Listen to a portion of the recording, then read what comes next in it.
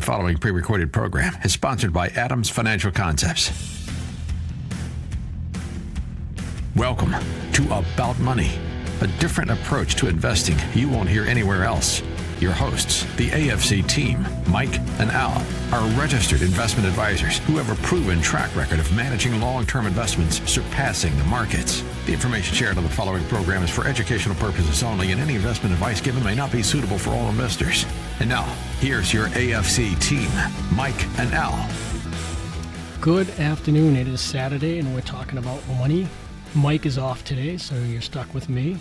So we've had some trouble in the banking system. Does everybody remember back in 2008 when Chase bought Washington Mutual? What was going on then? Washington Mutual got in trouble with bad loan. They had a huge book of bad loans. They were the largest savings and loan in the country. They had about $307 billion in assets. And when 2008 and the financial crisis hit, they got taken down and they were bought by Chase. At first, it looked like they were going to be saved, but then it became the end of the day that Chase ended up buying them out. And we just saw that happen again with First. We saw that happen with First Republic. What do we say? That history doesn't repeat, but it rhymes. First Republic was having trouble. They saw depositors leaving. They lost somewhere around, I think it was 40-something billion weeks ago into March. They saw somewhere around 40 billion. And then it was a couple weeks ago where they saw $100 billion in losses. And not losses, but deposits leave the door. And at that point, it looked like they weren't going to make it. And Chase and some other banks came in maybe a month and a half ago and said, hey, we'll try to prop you up. And I knew at the time, I was like, they want to come in as like the knight in shining armor. I knew that they weren't altruistic. And they ended up buying and taking the assets of First Republic Bank this week. And it reminded me of the time when they took Washington Mutual, because it's really similar. And things that are going on in the economy and things that are going on in politics are kind of happening similar. I wouldn't say it's the same as 2008, but it is similar. And you know, I just read something this week about how the Biden administration, is changing the way Fannie Mae and Freddie Mac do their loans. So they are charging more to people with good credit and charging less, and I don't know if they're charging less, but cutting fees for people with bad credit and trying to prop up people into the housing market. Now, I don't know if it's a good thing or a bad thing. To me, it doesn't sound like a good way to go. I mean, you know what they say, the path to hell is paved with good intentions. But this reminds me, it rings of 2008, where we're starting to see this slightly erosion of people with lesser credit getting loans, and this is where the problem started. Back in 2008, they were doing loans. They were called ninja loan, where you didn't even have to qualify. You had no income, and I know because I got one of those. And the guy tried to sell me into a home. I knew how much I could spend and pay every month, but when he tried to sell me into something that was double and said just pay the interest on it, it'll be no problem, I was like, no way. And I didn't even have to prove my income, and he wanted me to buy something, this is 20 years ago, a $500,000 home, which I knew I couldn't afford. And so things like that are starting to prop up again. And we just saw this week the trouble at PacWest Bank, another regional bank in California, where they're now looking for a buyer. And their stock has dropped somewhere around 50-60% just this week. And Warren Buffett's partner, Charlie Munger, is warning of commercial real estate. He said there's a lot of froth in the commercial real estate market. He sees when some of these loans reset in another 2 years, because what happened was people took out loans in, I think it was 2020, 2021, and 2022, and they were 5 and 3 year loans, and those loans is going to start to reset, and they're not going to be able to afford the new payments. Moreover, the glut of commercial real estate that in some downtowns, like downtown Seattle, where the vacancy rates are really, really high. What's going to happen with these commercial real estates? So that is all hanging out there. And the debt ceiling. The debt ceiling is really dragging things down. That's on top of all the other turmoil that's going on in the banking industry. We had the Republicans put out a plan that would to increase the debt ceiling. They wanted some concessions. They wanted to lower spending. Okay, they want to lower spending. And they wanted to gut a lot of the provisions of the Inflation Reduction Act. And so the Biden administration is saying, no, we're not going to negotiate, just raise the debt limit, because they did it 3 times during the Trump era without any concessions. Well, at that time, the Republicans had control of pretty much all 3 levels of government. The last big fight over the debt ceiling was during the Obama administration in 2011. And as everybody remember, if you remember that, it was not pretty. The markets were really tumultuous during that time. And so I think we're going to be seeing more of that till we get this done. And if they don't get it done by June, which is the time frame they're looking to get it done, which is not, 26, 27 days from now, then this is going to last and carry out through the summer. And statistically, September is the worst month of the stock market. It could be really interesting to see what happens going forward. And, there's still people predicting that the markets are going to tank. I mean, investor John Hausman predicts a 50% drop in the S&P 500 in the next 24 to 36 months. They keep talking about a recession, but we still haven't seen a recession. We saw interest rates this week go up again by 0.25%, and Powell was pretty emphatic that he was not going to lower interest rates by the end of the year. A lot of people predicted that, and so the markets reacted to that. We're not going to see we're not going to see the interest rates go the other way. We're going to see them stay the same, or if he has to raise them again, he's adamant on being, for lack of a better word, is Volckerish in stomping out inflation. He's going to be hawkish on that, and he's not going to relent on it. So it's going to be interesting till the end of it's going to be interesting this year to see what happens and how things play out. I think the debt ceiling is causing most of the headaches. I think the banking industry, especially the community banks, are probably okay, and the large banks are okay, and these regional banks, I don't know what's going on with them, but we'll have to see how it all plays out and how many more regional banks get hung up into this cycle of failure, and what that's going to do to the commercial real estate markets, because a lot of those loans are not held by the big banks, they're held by these regional banks that do a lot of this commercial real estate, and that's the problem. So the question is, where do we go from here? We talked about that they keep talking about a recession. Well, there's another R word that I want to talk about, is resilient. The American economy has been extremely resilient. Consumer spending's been propping up the economy for the last couple of years since COVID. We've had a bottleneck in the supply chain where people couldn't get things that they wanted to get, and that happened during COVID and right after COVID. And now people have bought all they've bought. So we've seen things like from Target and last year with Target and Walmart, and these having excess supply of goods, excess inventories, that's the word I'm looking for. And people have bought all they bought, so these stocks and these companies are kind of sitting flat right now. But most of what people are doing is service-based. 67% is service-based. We're a service-based economy. And so people are spending stuff. They go in and travel, things like that. They've bought all the cars and TVs and furniture they're going to buy for a while. So it's going to be some time before people need to buy those type of things again. But the inflation that we're going through right now, it's sticky. It's not going to go away. And I think that was Powell's message this week, is that it's not going to go away as fast as they. You remember the time when they thought it was going to be transitory inflation that was going to come up and go really fast? I think they've kind of settled in the fact that that's not going to happen. But if you think about it in the context of other Western countries, and in France in particular, they're really feeling the pinch over it. They're having a heck of a time. Inflation is just, it's killing them right now. Not only just inflation, but the war in Ukraine exacerbated the problem. Their energy cost for electricity has jumped over fourfold since the war started. Their cost of the stories I read about bakers, their cost for butter and flour and eggs, 50%. But the limiting gas, we are a tremendous producer of liquefied natural gas, so it presents an opportunity for the United States to export these materials. We exported more oil than we ever did last year, and we believe that in the Permian Basin in Texas, that there's a tremendous glut of oil, maybe even more than what's in Saudi Arabia. So with the transition to green energy that we're making with the Inflation Reduction Act last year, America could be, transform its economy and be the energy leader in the world in the next, 5, 10, 15 years. So, and that makes a case for France wanting to raise, also with France, that's why they want to raise their retirement age, because they don't have enough work. Another problem, they don't have enough workers feeding into their socialized system. So, but one study from Bankrate said that 56% of workers are still looking for a new job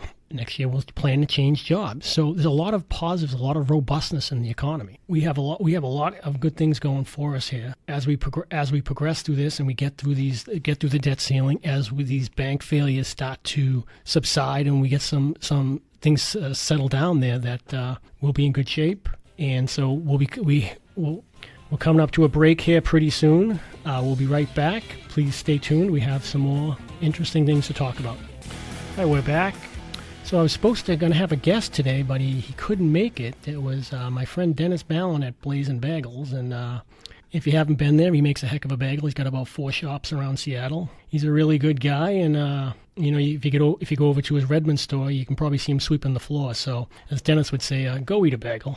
I'll try to get him back on again. He's a really funny guy. But I want to pivot here. I talked about growth a little bit, and I want to talk about world economic growth, because about 30% of the S&P 500's returns come from overseas. I don't know how much will come from Africa, but there's some interesting things going on. We see the problem in Sudan, what the war, the civil, I don't know if it's called a civil war, but an uprising they're having over. And I don't know how much of it will spill over into other countries. I can see some of it starting to spill over into other countries. But there's a group from Russia called the Wagner Group. And it seems like every time there's an uprising in Africa, this group is behind it. They go over there, and their goal is to destabilize. They did it in Burkina Faso in 2017. And since, not 2017, but they're using it. And why Sudan? Because they have access to gold, and they're using gold to fund their war in Ukraine. So Africa's interesting right now, because for the first time they see the population going down, and they say it could peak in 2060. That's 40 years earlier than they believe. And so why is that important? Because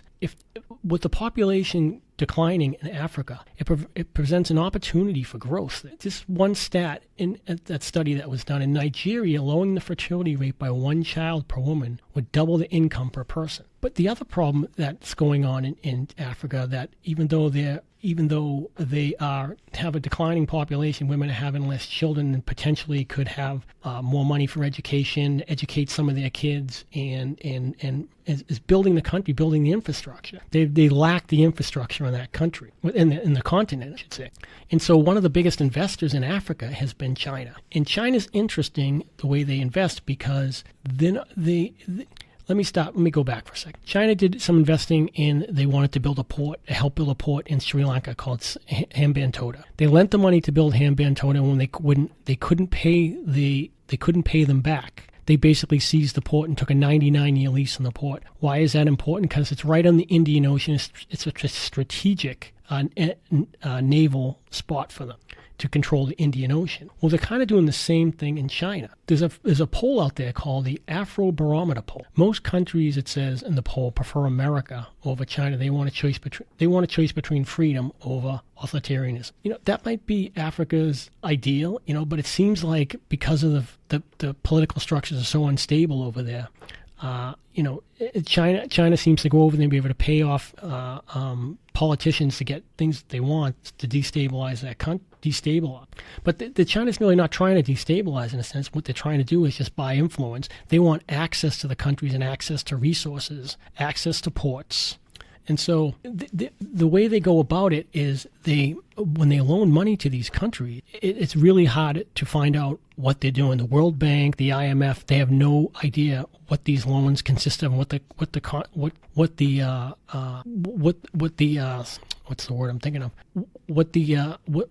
the loans say in essence, and how they're paid back. Like one loan it was in Uganda. It required them to tie revenues from the airport to pay the loan back from China. And the article said that these are the type of loans that they haven't seen since the 19th and 20th century. And so China is going over there, banking on Beijing, a province from which an African leader where an African leader lives, receives 70% more funding from China than one that had no such luck. In an election year, it gets 134%. That's our World Bank projection. And so what they're doing over there is making deals for minerals, for cobalt being one of them. Cobalt's used in electric vehicles. It's used in all sorts of batteries. And then they want to move their military over. The Americans think that China wants to extend the reach of its armed forces all around the Indian Ocean. And so that's what's going on. Chinese militaries account for 20% of sub-Saharan Africa's armed imports by value, only behind Russia. Russia has the most influence over them. Russia's whole goal over there is destabilization. And America's share over there is only 5%. But when the Americans come in and the World Bank comes in, they come in with no strings attached. They're not providing aid to areas only where politicians might live. They're providing aid, and there's really not many. There are strings attached, but not necessarily going right to where politicians live to sway how they vote or who they would use to help them with their infrastructure. But the question is what kind of growth is this going to provide? I mean, Africa's not a huge part of world GDP right now, but with the declining population, they're going to have a huge amount of people that are going to be in the workforce. And if they have more people in the workforce, and they have all the infrastructure package, that could provide it could provide some economic growth going forward. It could be a place where there might be a lot of investment. As I said, about 30% of the S&P 500 companies get their returns from outside the United States. So it could be a place where as infrastructure gets built, as cities get built over there, that benefits United States companies. And when we look for investments, we're looking for changes in technology, changes in demographics, and changes in lifestyle. And this is certainly a change in demographics. We've seen these type of demographics happen in Asia. We see them happening in Europe, in the United States, where right now in the United States, Europe, and even in China, we don't have enough kids being born. Fertility rates are declining to the point where there's no replacement. And the irony in this situation is immigration. And Europe's worried that a lot of Africans are going to flood the borders of Europe to get out of poverty and corruption over there. And so, the irony again is that they need the workers. So where do we go from there? Just like we do. Right now we have a shortage. And one thing I didn't mention in the first section is one of the resiliencies of the economy is that our unemployment rate is still really, really low. And how do we see any sort of recession coming forward if the unemployment rate's really low? Even though the numbers we're starting from Powell's meeting this week, we're starting to trend upwards. Still, we have a huge glut of jobs that can't be filled, and it's a potential that immigration could help, but the problem is it's not a quick fix. It takes so much time for that to happen. So how will the economy be transformed by that? But this change in demographics is huge. I mean, to see the African nation where people are having 10 kids to start to really decline. I mean, some of the areas are still having the same issues, having a lot of kids. But for the most part, the most populous country over there, Nigeria, is starting to see a decline. So this could bode well for growth for African nations, economic. The problem I think I have with over there is that the corruption from Russia and China is that, China really wants a pound of flesh for all the work that they do. And so how is that who's going to be the benefactor of all that work that's being done? I don't think China certainly doesn't have, they're not altruistic in their help to Africa, that they just want to see them prosper. Since he's got his Belt Road Initiative, and what they're trying to actually do is connect the world with these trains. They have a project right now where they have a train going through Asia, trying to go to Europe, and trying to go to Africa and Nairobi. And that's part of his Belt Road Initiative they want to have ports and dominate all over the world. And so as he gets this up and going, it's a hugely ambitious plan. And we saw, was it a month ago or so, France actually meeting, which they talked about the other thing is creating a separate currency to combat the dollar being the dominant currency. And so you put that together with what they're doing in Africa, the ports they already have potential in Europe, and the Belt Road Initiative of connecting a train and connecting this all over the world, you can see where they're going with this, that they're planning on trying to supplant the United States as the dominant power. But I think they got a long way to go before that happens. I don't think we're going to give it up that easy. So stay tuned. We'll pick this up a little bit more when we come back. Thanks. About Money continues. Remember the website, adamsfinancialconcepts.com. Here's your AFC team, Mike and Al. All right, we're back. So as we were talking about Africa and China and Russia and China's interference into Africa, and from the American perspective, of course, we see them. They want to increase their foothold all over the world and around the Indian Ocean, and so that's a problem for the U.S. because we try to maintain our foothold and maintain the dollar as a dominant currency. As we said, they're trying to supplant. There's about 7 or 8 countries that have come up to try to replace the dollar as the world currency, and that's why it comes back to this problem with the debt ceiling. Because if we don't raise the debt ceiling, and we lose that, and we lose our AAA standing, and don't pay our debts, that's a huge problem, and that's why it's causing so much turmoil in the markets. Because if we don't do that, and we lose that credit standing, it's like a subprime loan back in. Your credit's gone, you're going to be paying more interest. And right now with $31 trillion on debt, that's a huge number that we're talking about as far as keep paying that debt. But we talked about, what we look for in investments. In investments, we talked about Africa. The reason I talked so much about Africa and what's going on there is because it's just a change in demographics. And as we see this unfolding and we see the world getting, in a sense, I guess, older in China and Western world, we don't have enough. It's like I said earlier, France wants to raise their retirement age. They don't have enough young people working for every person that's retired. The fact that we're living longer, and so these are problems that we have to deal with. And so, but we talked about technology, the technology that's coming down the pike, things that potentially could alleviate some of these issues. We talked about robotics before. Mike and I have talked a lot about robotics and replacing some of the workers right now. We know that there's 4 million jobs that can't be filled in the United States. We know that they're going to be replaced by robots. That robots are replacing a lot of these jobs, fast food jobs and everything like that. They're not bringing a lot of these people, are not going to come back. Warehouse jobs, things like that, all going to be automated. Robots don't call in sick. They don't go on vacation. And they don't get injured. They might need repairs and stuff like that. But that's what we're going to see coming down the pike. And I know everyone's talking now about this artificial intelligence now, and it's just crazy how fast that has moved. This generative AI. Here's something I read about it that's really interesting. Our elections now, we're going to see them use generative AI in our election. If you live in an area that's either really red or really blue, you probably won't see it at all. But in the certain counties and certain areas where they're trying to sway the vote one way or another, they're watching really hard to see, because in 2016, all they talked about was collusion in the election with Russian collusion and whoever else colluded, and the same thing in 2020. They think it's going to be worse in 2024 because of AI. They can mimic these things, and nobody's even really going to know whether it's real or fact or fiction. And it's going to come at them so fast and can be augmented and changed so fast that, it's going to be really interesting to see what happens in the election with that. But for good or for bad, it's a fascinating technology that's going to change. It's changing everything. That we're going to have something like that can potentially solve problems and do work that there's companies already out there that build these things that it can do it can do somewhat laborious tasks on the computer that you don't want to do. They have little bots that will just go in there and do it all for you. And so things like that. They have one now, I read the other day, that they hook it up to someone's brain and it does brain scans, and it basically will go through some sort of like an MRI machine, and it will text what the person's been thinking. I don't know about you, but that's a little bit scary. But this is where we're going to, and we talk about that with bioengineering, gene mapping. There's a company called Grail that you can test 20 with one blood test. They can test for 20 cancers. Quantum computing, they can develop drugs in much less time.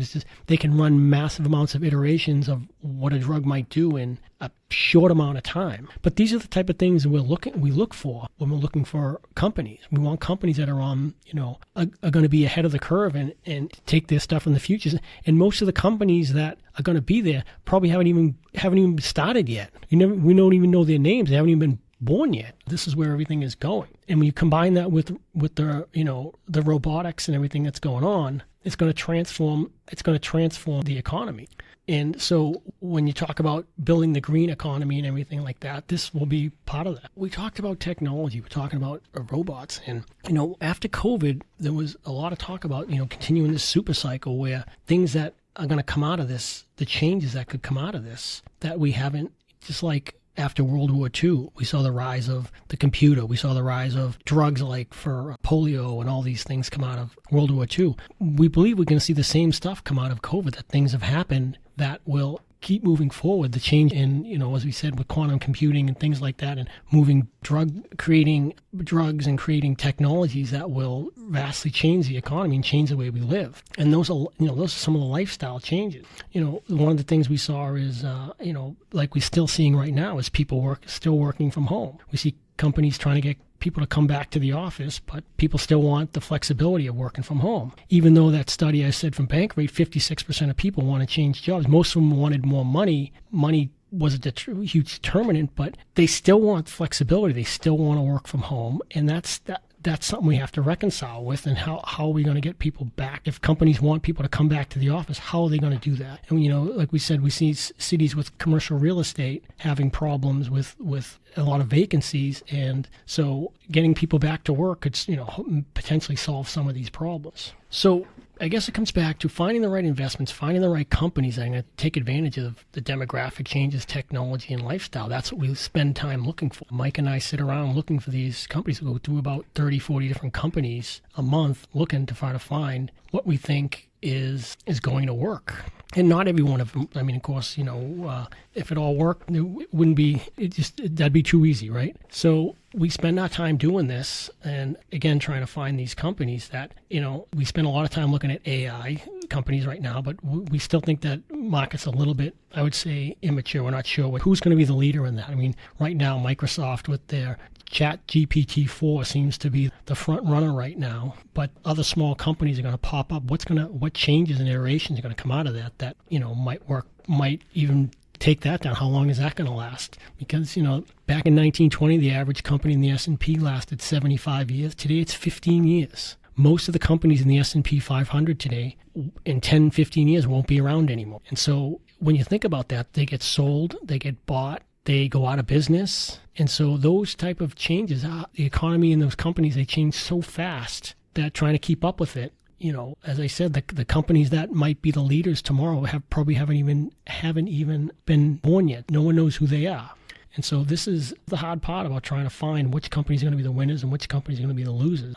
And so we spend time looking at this, and basically, it's nobody really knows. So we wait for someone to come be somewhat of a proven winner before we decide to jump in.